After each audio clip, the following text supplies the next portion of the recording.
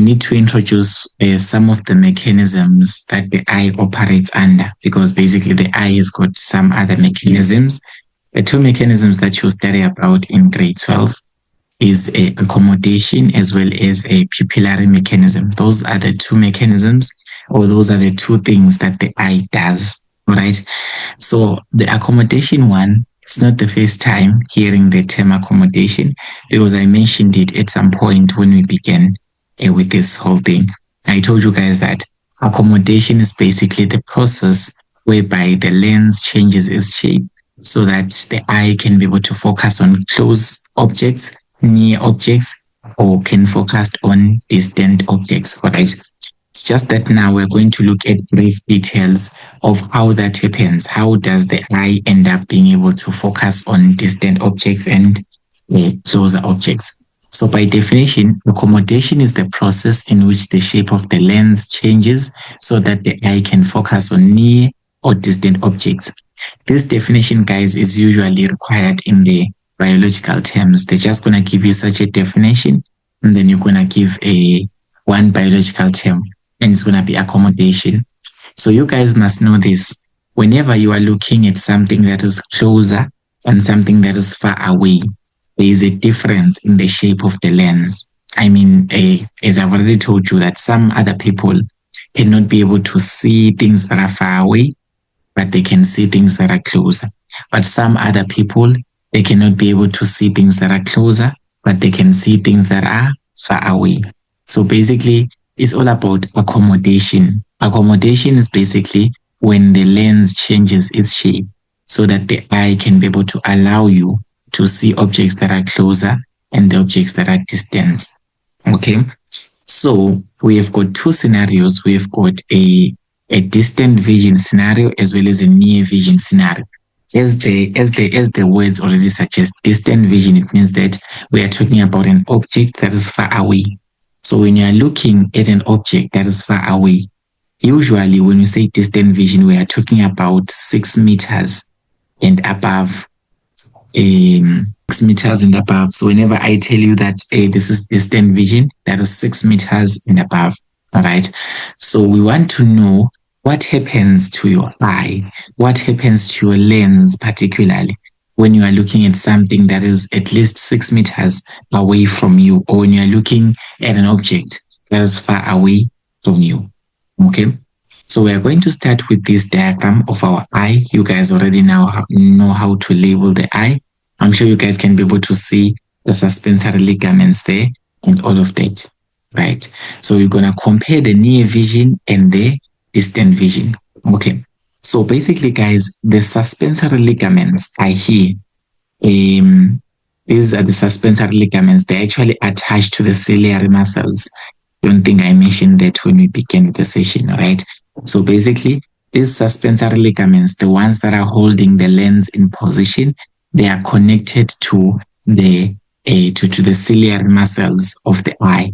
So basically, these are ciliary muscles. These two here, these two that looks like they are circular structures. They are ciliary muscles. So these are ciliary muscles. So the ciliary muscles, they can either contract or they can relax.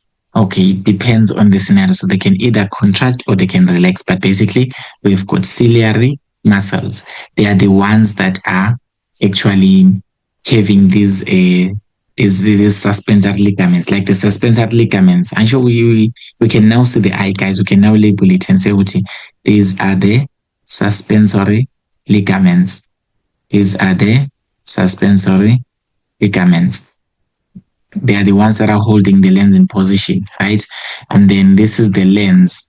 This label is the lens. Then this is the ciliary muscle. This is the ciliary muscle. So basically, these are the three parts that are essential in accommodation. Basically, they are the ones that are essential in accommodation, right? So basically, what happens during distant vision, or what happens when you are looking at an object that is at least 6 meters away from you, or that is far away? The first thing, the ciliary muscles, they will do what? They will relax. So when you're looking at an object that is far away, the ciliary muscles will relax. And when these ciliary muscles relax, what will happen? The suspensory ligaments will tighten. Let's explain everything from the suspensory ligaments. Guys, the suspensory ligaments is like it's strings that are holding the lens. Okay, it's like izintambo that is holding the lens, great house. So now this is like we're having those smallanyana strings, just like spindle fibers. You guys still remember spindle fibers, they hold the chromosomes. Similarly here, the suspensory ligaments is like they are smallanyana strings that are holding the lens in position. They are smallanyana strings that are holding the lens in position. They are the ones that are causing the lens to be held in position. So these strings, they can either contract or they can relax, or we can say is that they can tighten. Basically, guys, remember when you say that something is tight, it means that there's a lot of tension in it. It don't in isiZulu, I will be like including vernacular so that you guys kind of understand better. I don't know. But basically, the suspensory ligaments, guys, what do? They tighten. It means that they are so tightened, they're so tight. Okay, like they are so tight. Remember, guys, these are kind of looking like they are ropes. They are ropes, or you can say that they are strings that are holding the lens in position. So this is your lens here. So there's your lens here. This is your lens here, and it is being held. Let me just say, let me just redraw that. But this is your lens here. This is your lens here, and it is being held in position by these suspensory ligaments. So when you are looking at an object that is far away from you, that is at least 6 meters away from you, these suspensory ligaments, these parts here, they will do what? They will tighten. So they will tighten. The term tighten, guys, you guys already understand. They are tense, they will tighten, or they will pull, they will kind of stiffen up these rope-like structures known as the suspensory ligaments. So basically, that's the next thing that happens during this distant vision accommodation. So the suspensory ligaments, they tighten, and when they tighten, the tension on the lens will increase. Guys, remember one thing. I told you guys that the suspensory ligaments, what is their function? It is to hold the lens in position. Please, guys, understand this. The suspensory ligaments, they are holding the lens in position. They are the ones that are holding the lens. You can see that the lens here, it is actually held by the suspensory ligaments. So if the suspensory ligaments are tight, or if they tighten, as I've already explained, these will tighten, these suspensory ligaments will tighten. It's the same thing as saying the suspensory ligaments are kind of tense and they are pulling in opposite directions. They are kind of pulling in opposite direction. So basically, there will be a lot of tension on the lens, Greathoff. So this lens will experience a lot of tension. Where is the tension coming from? Because we're having these tight suspensory ligaments. It's like you're having two people that are pulling you in two different directions. That's exactly what's happening to the lens at this particular point. The suspensory ligaments, they are so tight in such a way that it looks like the suspensory ligaments on top, they are pulling the lens to the top. And then the ones at the bottom, they are pulling the lens to the bottom. So it's kind of like this lens will kind of feel a lot of tension because it is being pulled in opposite directions. So basically, there is a tension on the lens that will increase. Tension on the lens increases. Why is the tension on the lens increasing? It is because of these suspensory ligaments that are so tight when you are looking at objects that are far away. So basically, suspensory ligaments, they tighten, causing tension on the lens to increase. And basically, when the tension on the lens increases, because now the lens is being pulled to opposite directions, the lens is being pulled to opposite direction. What will happen now when the tension on the lens increases? The lens will become less convex. Guys, I told you what is convex. The term that I said you should use whenever I say the term convex, try your best to write it as rounded. Okay, the roundness of something. Okay, the roundness. Okay, rounded. Let's just say this is the rounded. So when I told you guys that the cornea is convex, it is because it is rounded. Rounded. It's a round, guys. Round. You guys know what a round is, a circle, right? So if I take two things, grade 12s, I take two objects, right? And I say that I've got this object, and I'm going to say that this is object A. And then I'm going to have this object, and I'm going to say that this is object B. Which object is more rounded between object A and object B, grade 12s? Which object is more rounded? Option B. Yes, object sir. B is more rounded. Object B is more rounded, or we can say that object B is more convex. So we can either say that object B is more rounded, or we can use the term more convex. Okay, more convex. But object A is less rounded, or we can say that it is less convex. It is just that we are now using life sciences terms, but it simply means that one thing is less convex, means that it is less rounded, and when something is more convex, means that it is more rounded. So here, grade 12, let me just remove this. All right, here, what do you expect? I already told you the suspensory ligaments, they are so tight in such a way that they are pulling the lens in opposite directions. Another one is pulling up, another one is pulling down. What do you expect?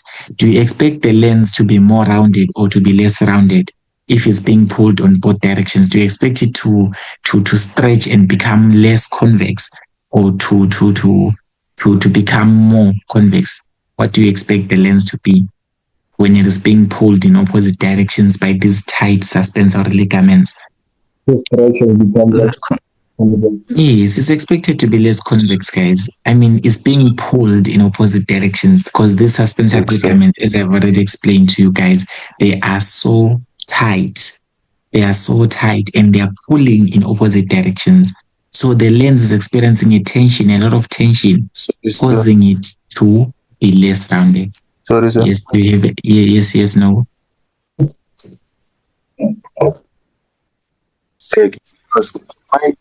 is the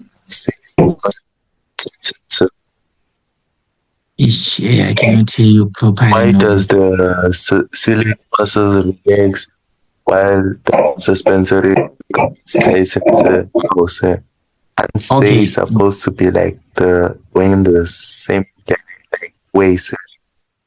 Okay, so basically that's how things work. That's just how things are naturally. For you to be able to see objects that are far away, your ciliary muscles will relax immediately. They will relax. But when ciliary muscles are relaxing, the suspensory ligaments will do the opposite. They will tighten. It's just something natural. It's just that we are studying it to say, Uti, this is happening, this is happening.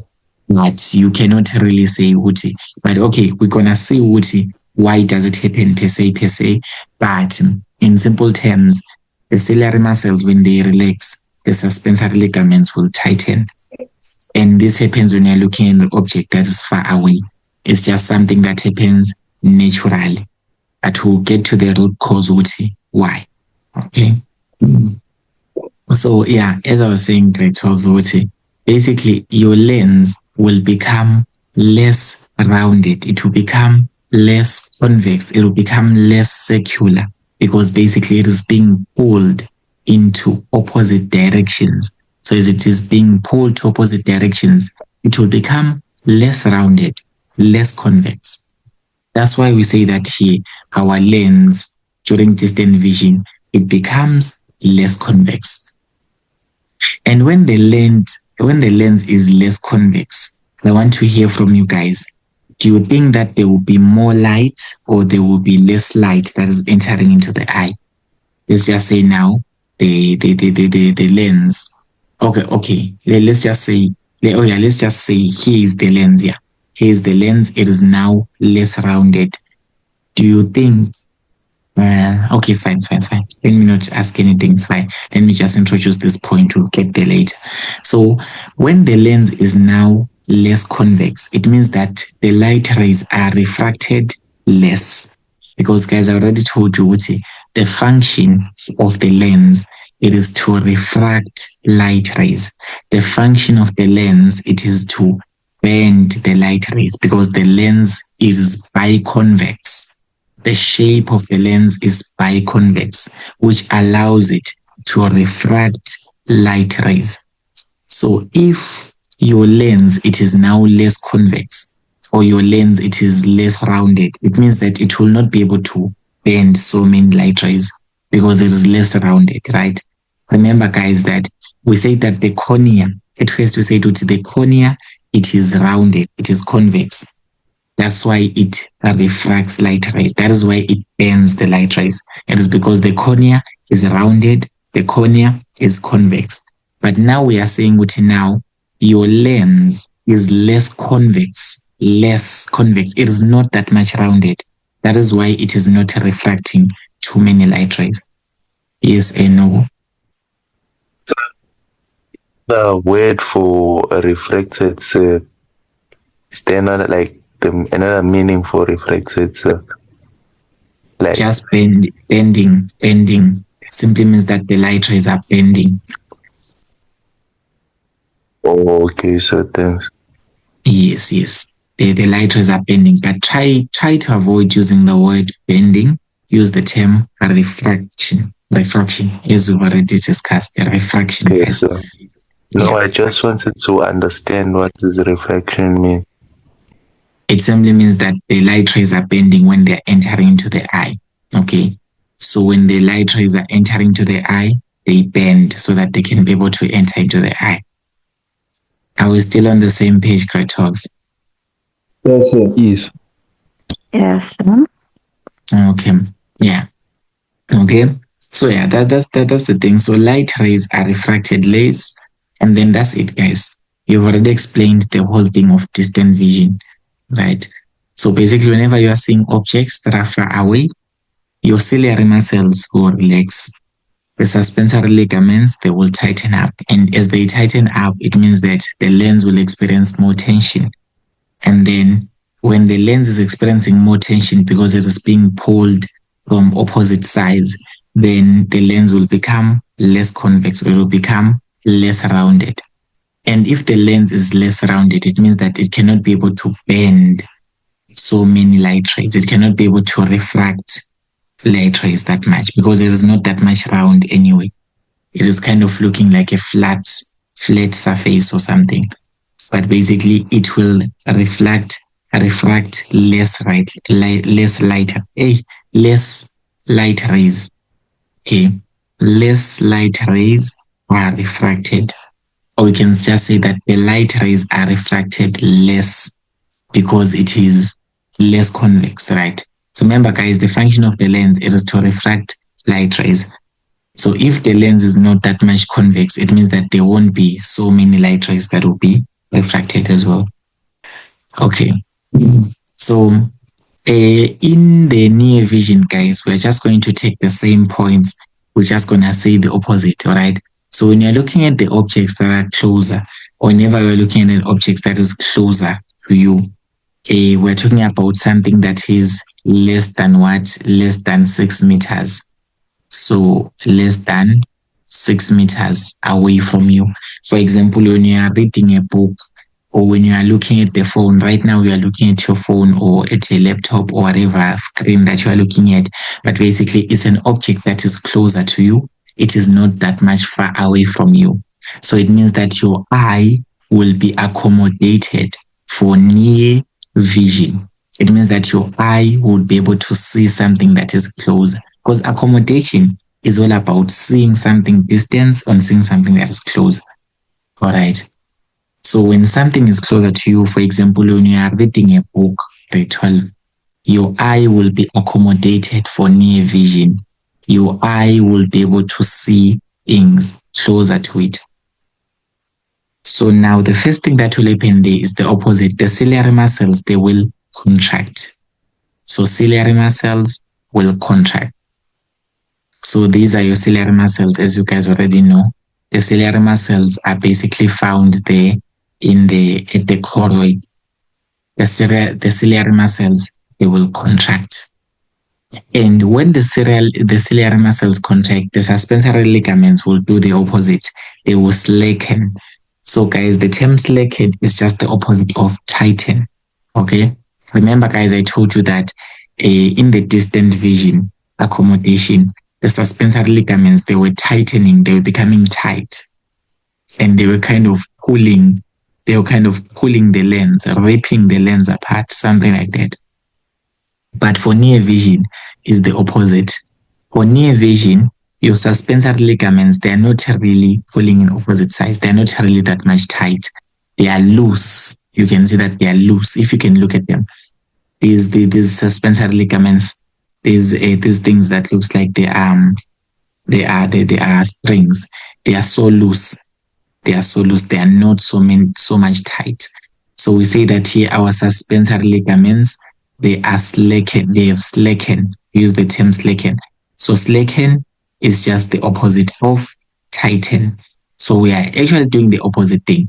But that will happen if your ciliary muscles here, if the ciliary muscles are contracting.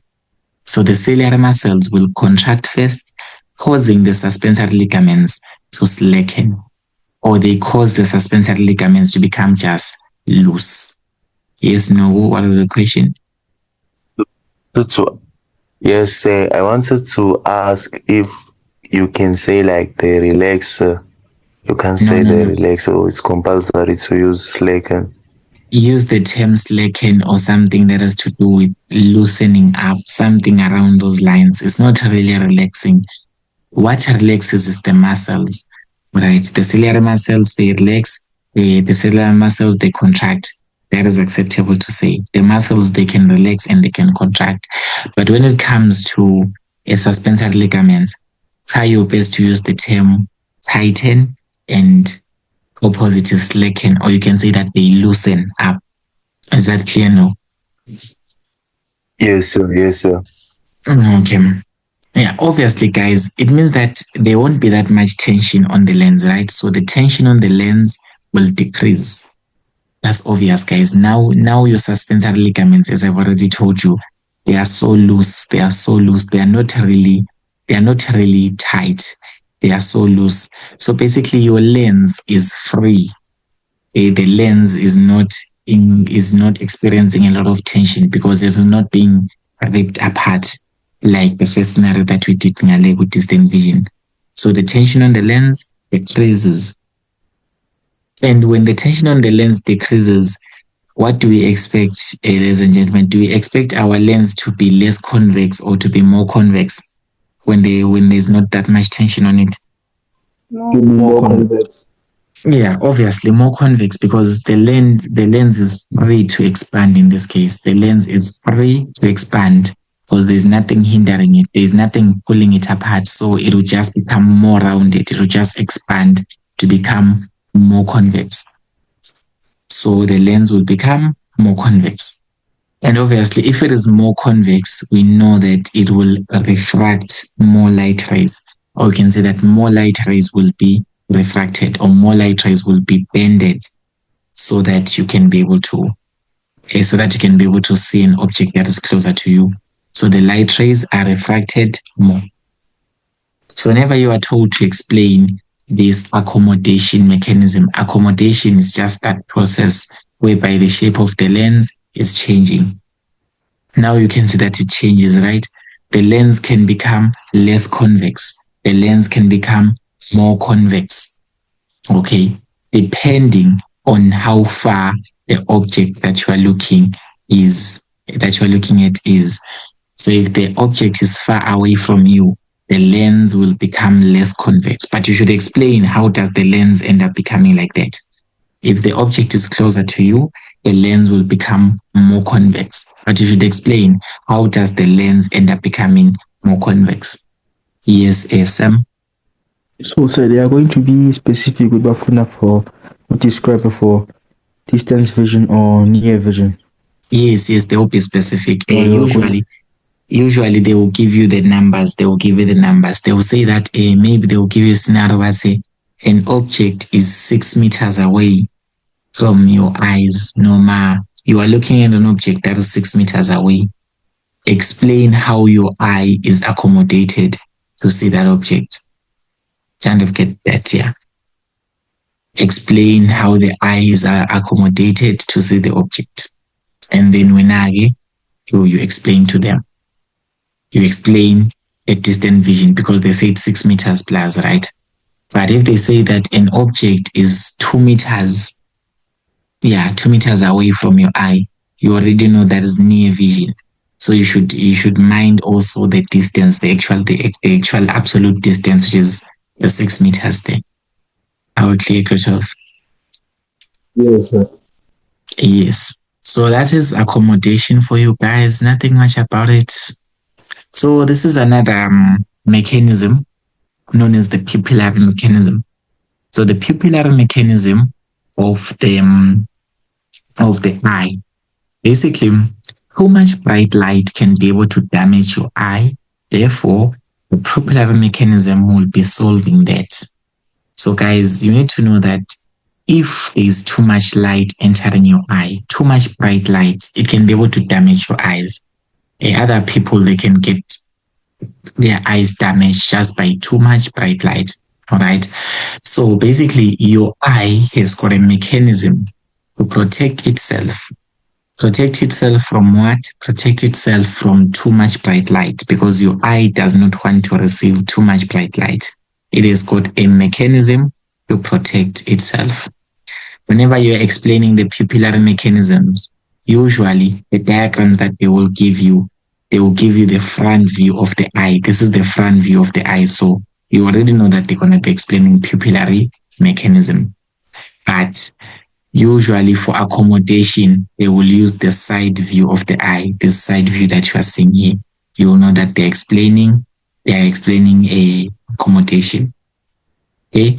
So basically, pupillary mechanism is basically when the pupil constricts or dilates to regulate the amount of light that enters the eye. This is known as pupillary mechanism. So the pupil, remember guys, when I introduced the front view of the eye, I said that the pupil is this part here that it is just this small hole that allows light to enter into the eye. So your pupil can either constrict or it can dilate. It means that your pupil can open up or it can close. Why is that? Like if we look at these two pictures, guys, they are different. If we look at the pupil in the first picture, okay, the pupil in the first picture, it is constricted. You can see that the pupil here, it is kind of smaller. It is constricted. It is kind of closed, all right? But on the second picture, the pupil here, it is wider. It is more open. The pupil is more open. So basically, your pupil size changes, and that is known as pupillary mechanism. I don't know if you guys have ever seen it, Uti. Whenever someone takes a torch and they light it into your eyes, your pupil will actually become smaller so that it can be able to control the amount of light that enters in the eye. Okay, so you can test that out with your friend. It's not that much harmful. Test that out with your friend and just put some light into their eyes and observe carefully that smaller pupil, or what happens to it. It will become smaller. It will constrict so that there won't be too much light that enters the eye. So this whole pupillary mechanism, or this whole mechanism of the pupil changing its size, is basically known as pupillary mechanism. In the accommodation, we say that the lens is changing its size, its shape. But here, the pupil is changing its size to be able to control how much light enters into the eye. Alrighty. So the pupil, or the two muscles that I want to introduce to you guys, we've got the radial muscles and circular muscles. Circular muscles are the ones that look like circles. So you can see that we've got muscles that look like circles. You can see that the shapes, they look like circular. So these are circular muscles. So circular muscles, they look like circles. These are circular muscles. And then the radial muscles, they are the ones that look like lines. They look like lines. They are radial muscles. They look like lines, these ones. Don't know if people can see properly here, but here, these are your radial muscles, the one that looks like lines. These ones. These are straight lines. These are your radial muscle, and then the circular ones, they are the one that looks like circles. All right. So now, basically, these muscles are the ones that actually control the pupil size. They are the one that causes the pupil to open. They are the ones that causes the pupil to close up. But now we need to know how that happens, right? So now we have got two conditions. We have got bright light conditions. We have got dim light conditions, right? So during bright light, the pupil will become smaller, right? But now we need to know how does that happen first. So during bright light, the radial muscles of this of the iris, what do? They relax. So the radial muscles, the ones that look like lines, they relax during bright light conditions. Maybe when I take a torch and I light it in your face, or I take something that has got a lot of light, I just put it into your face.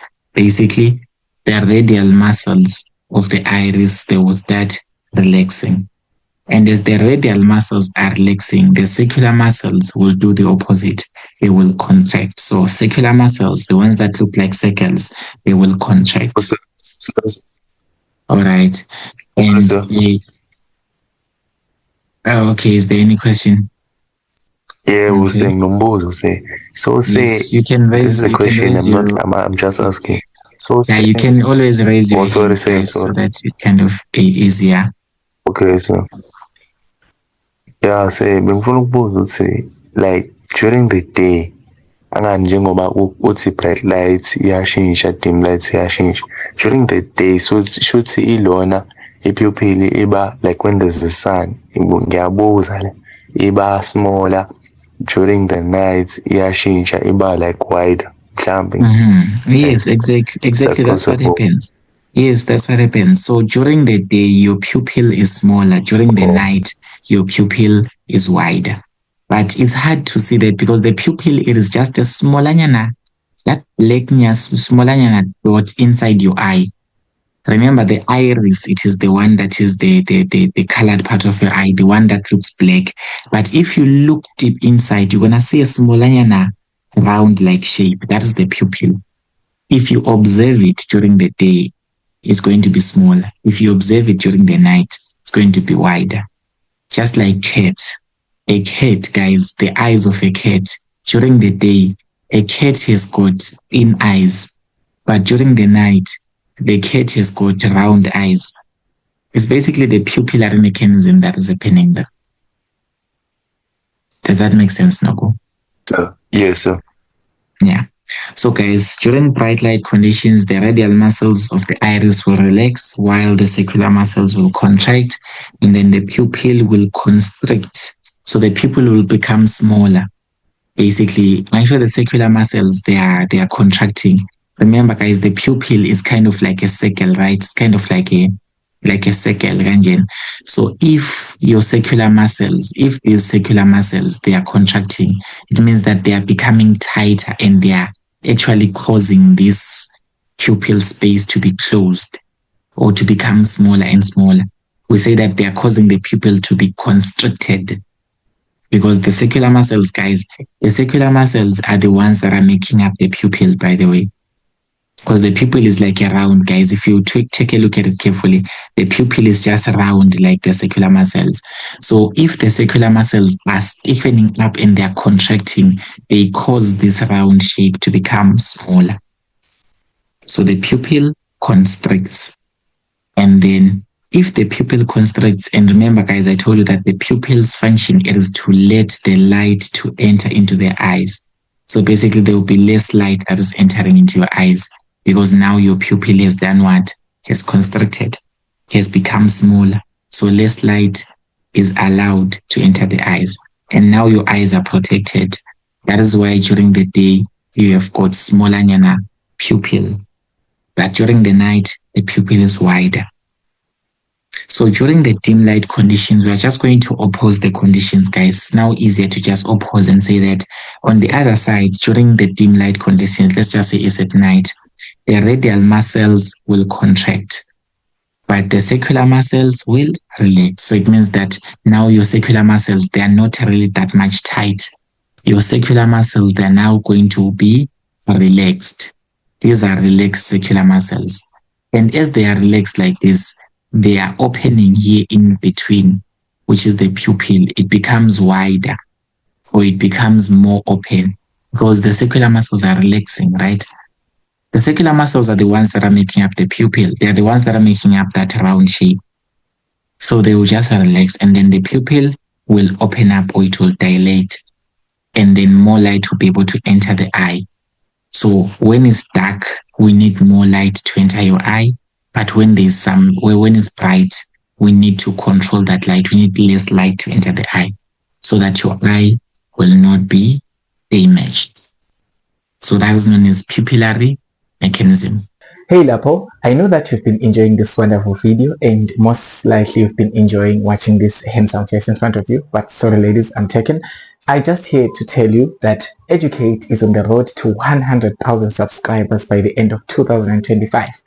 So please click the subscribe button and click the notification bell so that you get notifications whenever I post new videos. I want you guys to pass. Okay, so if you make my dream true, I reach 100k subscribers, I will make your dreams come true. I will even get you to varsity.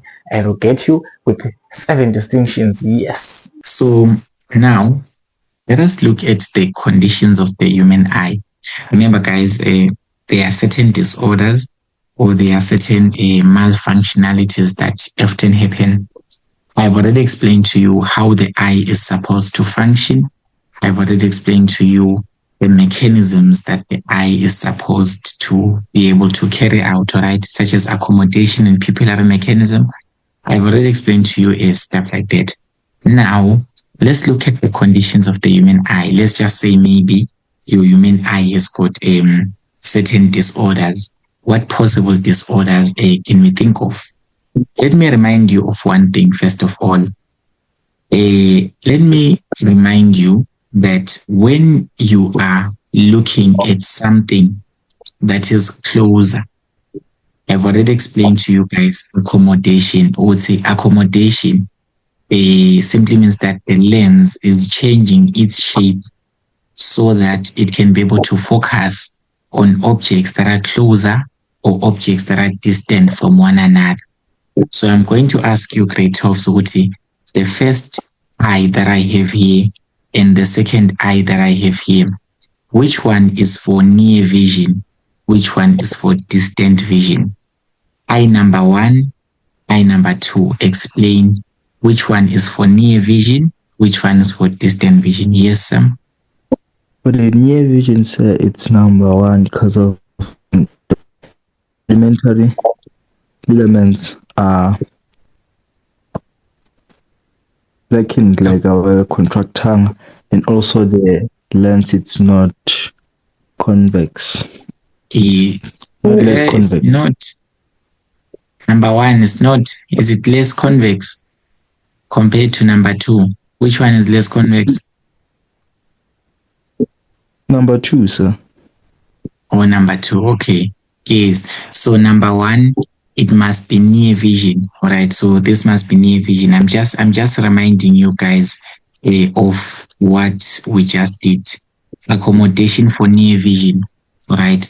Whenever you're watching or whenever you are looking at objects that are closer or less than 6 meters, basically your lens is more convex. Your suspensory ligaments, they are slackened. Your ciliary muscles, they are contracted. All right. So the second one, you can see that this is distant vision because now your lens is less convex. All right. So this is distance vision. You guys should just look at the lens because this accommodation thing that we just talked about, it was all about the lens. So this lens here is what is more convex. I'm just going to write and say more convex lens. Remember guys, when I say it more convex, it means it's more rounded. right? So the lens is more rounded. And then here for the second part, the lens is less rounded, or you can say that it is less convex. So here we have got a less convex lens. Our lens is less convex. So what would happen if the lens would be stuck in the same position? All right, because I already told you guys that during near vision, what must happen? The lens must be more convex. Let's just say that it stays stuck like that. Let's say now you want to try and look at the objects that are far away, but your lens remains like that. You will not be able to see objects that are far away. Because remember, guys, I told you that for you to be able to see objects that are far away, your lens must become less convex. Just your lens must change its shape. Your lens must change its shape from being more convex to less convex whenever you are starting to look at objects that are far away.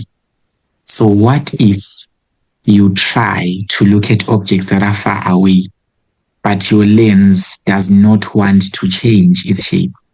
Okay, what if that happens? You are going to have a condition known as short-sightedness. So short-sightedness is basically when the lens is failing to be less convex to be able to focus on distant objects. So this is known as short-sightedness. Short-sightedness. So basically, guys, here, because I already told you, Uti, the lens is supposed to be more convex. But when you want to look at objects that are far away, it must be less convex. It must change. It must be less convex so that you can focus on distant objects. But if your lens is failing to be less convex, then it means you can never be able to see something that is far away. So that is short-sightedness. That's the first condition that we have. It's known as short-sightedness. Simply that. In Akwensi, we're supposed to understand the concept of accommodation very carefully for you to understand this. All right, for you to understand this, because basically, if you want to look at things that are far away, if you want to see things that are far away, what must happen? What must happen? Your lens must become less convex. Your lens must become like this, less rounded like this. That's so that you can be able to see distant objects. But if your lens is failing to be like that, then you will only be able to see the objects that are closer to you. All right? The objects that are closer to you only. So basically, the lens can never be able to change its shape to be able to focus on objects that are far away. The lens does not want to become less convex. So that's known as short-sightedness. So short-sightedness is a condition whereby you can only see things that are closer, but things that are not far away, but things that are far away, you cannot be able to see them. Usually, older people, your grandmas and your grandpas, they can only see you when you are closer to them. Let's just say you are in front of them. But how? Gandhi, that's you. But now, if you are far away, at least 6 meters away from them, they cannot even say, "What, hi man, that's a person that I know. Hi man, that's a person." No. It's because they tend to have this short-sightedness. It means that even when they try to look at something that is far away, their lens will fail to become less convex. Their lens will fail to become less rounded. So that is the first cause of a short-sightedness. Okay, the first cause, you're gonna say that the lens is failing to become less convex so that it can focus on distant objects. So it means that the lens, it is just stuck as a more convex lens. It is just stuck as a lens that can see objects that are closer, that are near you. So this is short-sightedness, or you can say that it is a myopia. The other term for this is myopia. Okay. or you can say it is nearsightedness, something like that, right? So that's it. But we also have another one. Another cause for this short-sightedness is a long eyeball. Okay, if the eyeball is longer than normal, the light rays will fall ahead of the retina. Okay, let's explain it. So basically, if it happens that your eyeball it is long, look at this eyeball, guys. It doesn't look that much round. It looks kind of long and abnormal. So if it is longer than normal, when the light rays enter your eyes, you'll only find out, man, the light rays, they will not land on the retina. Guys, remember what we said, Uti, the light rays, for you to be able to see something, the light rays, they must fall on the yellow spot of the retina, because the yellow spot has got receptors, photoreceptors, to take the light stimulus, convert it into a nerve impulse that will go to your cerebrum for interpretation. But now, if the light does not fall on the right place on the retina, then you can never be able to see. So if it happens now, Uti, your eyeball is longer than normal. Okay, if it happens that your eyeball is longer than normal, meaning that your eyeball is longer. Guys, I said, okay, Telmo is saying that I should repeat. I'm repeating for the millionth time. I told you guys that the light must fall on the yellow spot of the retina, because the retina, the yellow spot, they are photoreceptors, the rods and cones that we were talking about, the ones that are converting light stimulus into a nerve impulse so that you can be able to see. So if the light does not fall on the retina, or if the light does not reach the yellow spot of the retina, you will never be able to see an object, because that's what I told Uti. Basically, for you guys to see the light rays, they must fall on the yellow spot of the retina, and then the receptors, the photoreceptors on the yellow spot, will take those light rays, convert them into nerve impulses, send them through the optical nerves, send them to the cerebrum. Okay, then the cerebrum will now interpret this as vision. But now, if you have got a longer eyeball, you will only find out that the light rays are not able to reach the retina.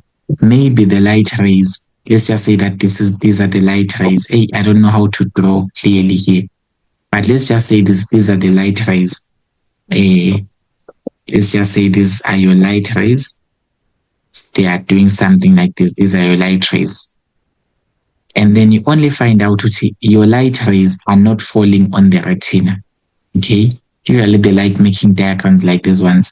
So now your light rays, when they were refracted here, when they were bending here at the lens, you find out that they are not really landing on the retina. Because you can see that your light rays here, in this case, they are landing here. These are your light rays here. That's where they are combining with one another. Okay, these are your light rays. That's where they are combining with one another. So basically, these light rays, they are not on the retina, guys. They are not on the retina. So it means that they cannot be converted into a nerve impulse. So it means that you cannot be able to see. Okay, so basically, if your eyeball is longer than normal, meaning that your eyeball is so big and so lengthy, it is longer than the normal one. It is not that much rounded, it is longer than the normal one, then the light rays will fall ahead of the retina, meaning that the light rays will not be able to even reach the retina. I'm sure you guys already know that the retina is here. This is your retina here. This is the yellow spot of the retina. Your light rays were supposed to reach here, but they are not able to reach there. Reason being, your eyeball is too long. Okay, your eyeball is too long. So the retina is so far away, so the light can never be able to reach the retina, grade 12s. And if the light does not reach the retina, how will it be converted into a nerve impulse? It will not. Okay, it will not be converted into a nerve impulse because remember, guys, that they are receptors, the photoreceptors. I repeat again, the rods and cones, which are the photoreceptors responsible for converting light stimulus into an impulse. Those ones, if they are only found on the retina, guys, they are only found on the yellow spot of the retina. So if the light does not reach the retina, then it means that it won't be converted into a nerve impulse because there are no rods and cones in the air. Okay, so if the light rays falls here ahead of the retina, because this is where the light rays, they are combining and they do not reach the retina, so it means the person will not be able to see. So if the eyeball is longer than normal, then the light rays will fall ahead of the retina, causing the person to only see things that are closer, So whenever they try to see things that are far away, the light rays will just fall ahead of the retina. Does that kind of make sense, Kratos? Yes. Yes, don't sleep, guys, don't sleep. Wake up. Right. So you guys will now need to know, how do you correct such a condition? Because basically it's a problem if you cannot see things that are far away. You need to be able to see things that are far away. So the condition can be corrected by wearing some biconcave lens. We have got biconcave lens. Basically, the people that wear some specs, when you go to the doctor, Specsavers, there's another, hey, you go to Specsavers, you've got problems with your eyes. They're going to look at your eyes with, can you see objects that are far away? Or can you see objects that are closer? If it happens with when you've got myopia, you've got short-sightedness, it means that you only see things that are closer. Then it means that they need to give you the biconcave lens. It means that you will now be wearing spectacles that are having biconcave lens. Biconcave lens, I think they look like something like this. This is how they draw it. This is a biconcave lens. This is this is the diagram that we use to show it. But basically, Yona is going to be spectacles. To you, it will just be looking like spectacles. You won't even see this. Okay. The biconcave lens will be able the biconcave lens will be able to now spread the light. Okay. So the biconcave lens will spread the light so that it's able to reach the retina. Because the light is not able to reach the retina. So we actually put an artificial lens. Because basically I'm sure as humans, we have got a natural lens. The one that I'm telling you about, this one. This is the natural lens of a human being. It is the one that is supposed to change its shape. Okay, so that you can be able to see objects that are far away. But now, because it's not changing, you need to now go to Specsavers. You need to go find a doctor. And then the doctor will put an artificial lens in form of spectacles. The specs that you wear, the glasses that you wear, those specs, they're going to choose the specs that have got biconcave lens. That biconcave lens will be able to spread the light so that it will end up blending here at the retina. So whenever you have got myopia or whenever you've got short-sightedness, whenever you cannot be able to see objects that are far away, you can only see objects that are closer to you. You go and buy a biconcave lens. You go to the spectacles, you buy a spec with a biconcave lens. It will be able to spread the light in such a way that the light will end up reaching the retina and you'll be able to see. Because seeing, guys, vision is all about the light reaching the retina so that it can be converted into an impulse. And that impulse will go to the brain, the cerebrum. So this biconcave lens, it is just there to be able to make sure that the light will reach here at the retina, at the yellow spot of the retina, and it will be converted into a nerve impulse, go to the brain, and tada, you are able to see. So guys, the biconcave lens, it is the one that is used to be able to correct short-sightedness. So whenever you've got short-sightedness, use this to correct. So if you cannot be able to see someone along the streets, someone is coming but you cannot be able to see them, go and see a doctor right now. They're gonna give you a concave lens, able to spread the light so that you can be able to see the person. Now, let's go to another one.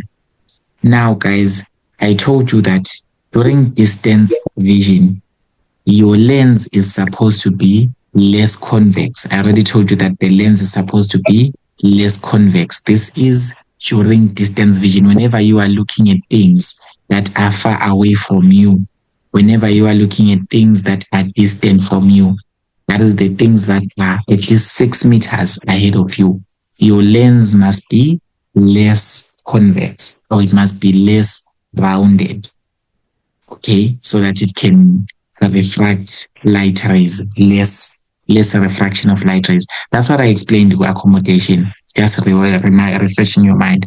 So basically, during distance vision, the lens is supposed to be less convex. But now, when you now need to look at something that is closer to you, your lens must now change its shape and it must become more convex so that you can be able to see the closer objects. Because I already told you guys, for you to see objects that are closer, your lens must be more convex. For you to see objects that are far away, your lens must be less convex. So if you are looking at something that is far away, in manje, you want to look at something that is closer. So your lens must change its shape. That is the accommodation process. We say that accommodation is a process whereby the lens is changing its shape so that you can be able to focus on objects that are what? That are far away and that are closer to you. So now when you need to look at something closer, your lens will now need to change and become less convex, and become more convex, I mean. But what if it stays stuck like that? Let's say within manje, you are done looking at something that is far away. Now you want to look at your phone and now your lens is stuck. It does not want to change. It does not want to become more rounded. It does not want to change and be accommodated for near vision. That will create a condition known as long-sightedness. So if your lens is stuck in a less convex mode, it means that you are only able to see things that are far away. Because I already told you guys, less convex corresponds to far away, to distant vision. So you are only able to focus on things that are far away from you. Because basically you are stuck there. Your lens is refusing. Your lens is refusing to become more rounded. Your lens is refusing to accommodate for near vision. So when the lens fails to become more convex, so here the lens is failing to become more convex so that you can see closer objects. The problem is here with seeing closer objects, because you are able to see far away objects because your lens is so much less convex, Anish. Yes. But now, what if it stays stuck like that? It means that you stay stuck focusing on things that are far away. But now, that will be a problem when you need to look at things closer to you, like your phone and whatnot. So the condition is known as long-sightedness.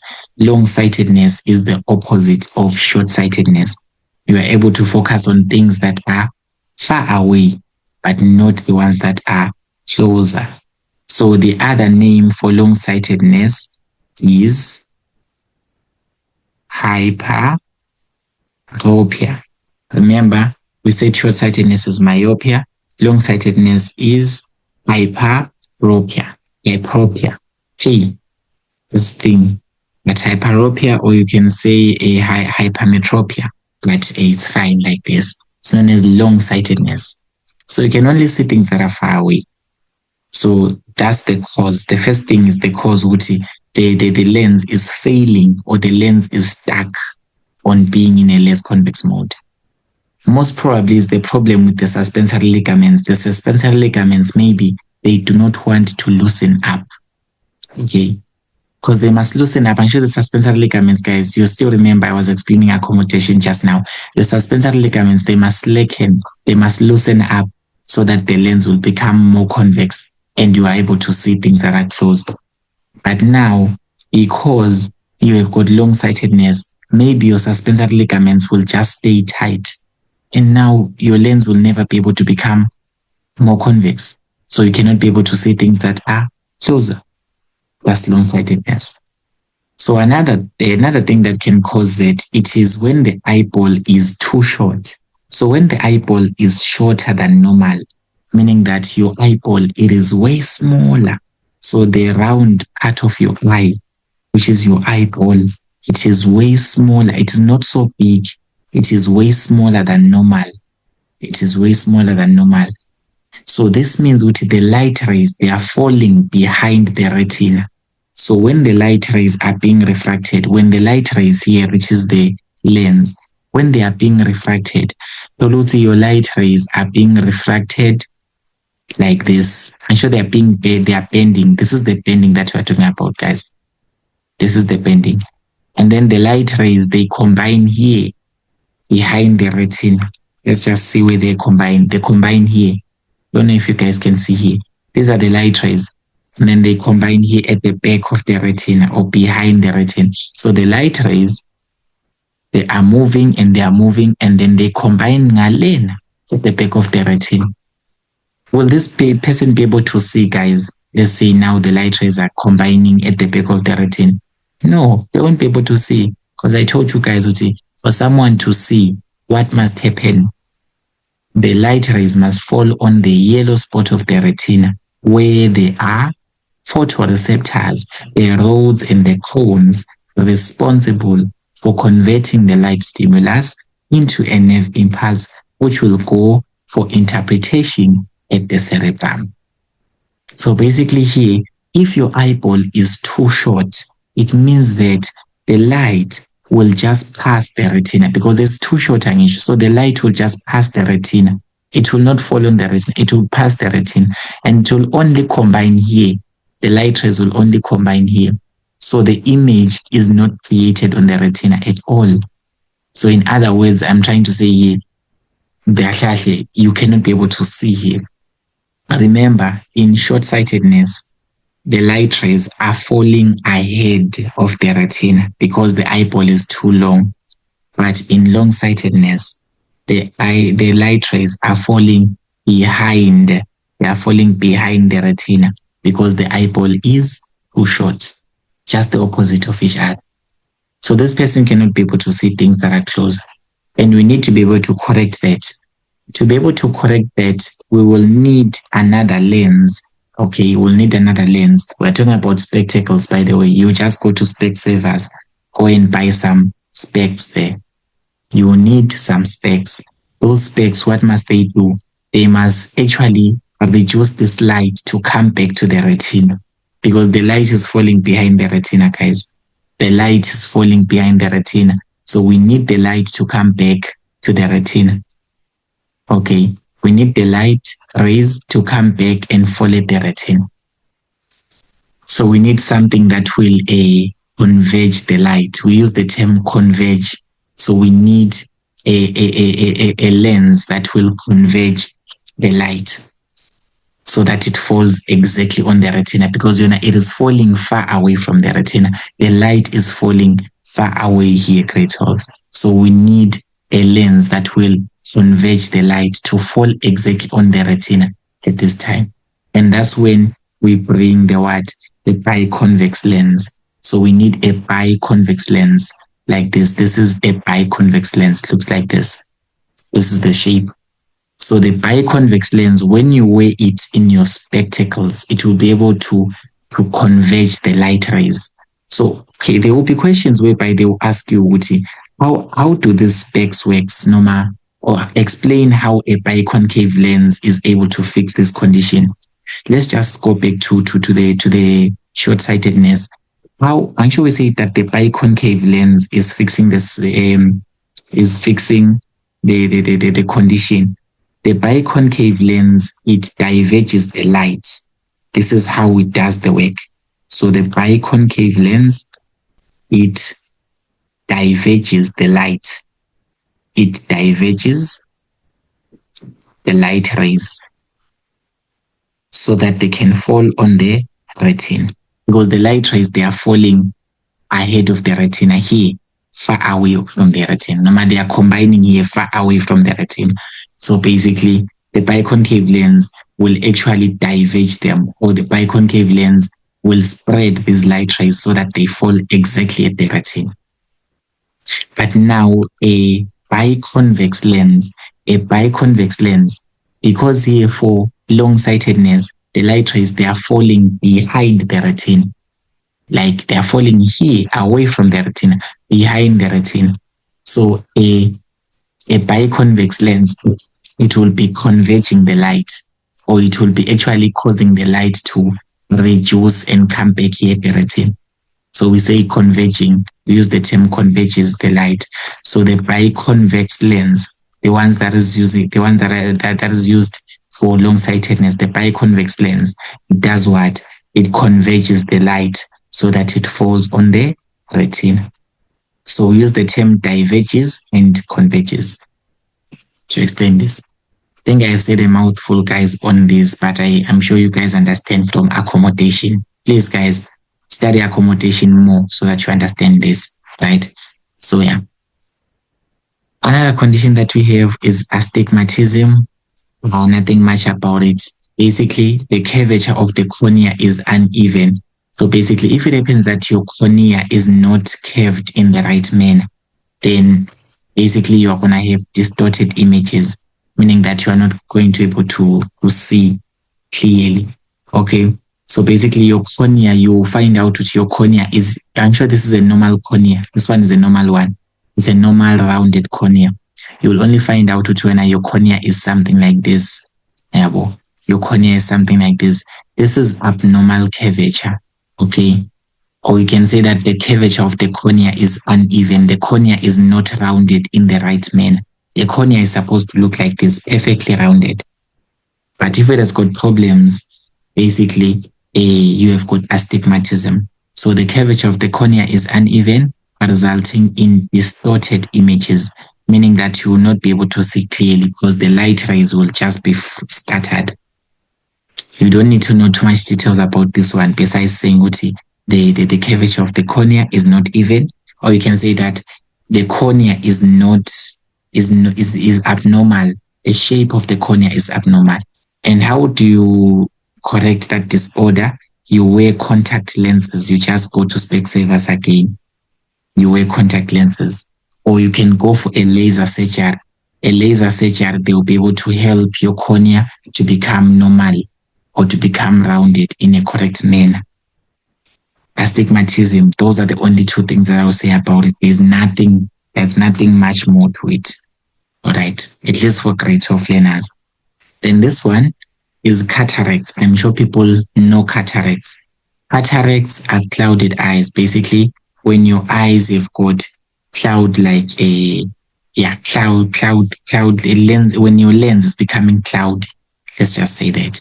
So basically, cataracts basically means that this lens, remember guys, this is your natural lens. It is becoming cloudy. This lens, it is becoming cloudy. So it is just becoming whitish, kind of having that cloudiness. So it's becoming cloudy and it's becoming opaque. Opaque is the opposite of transparent.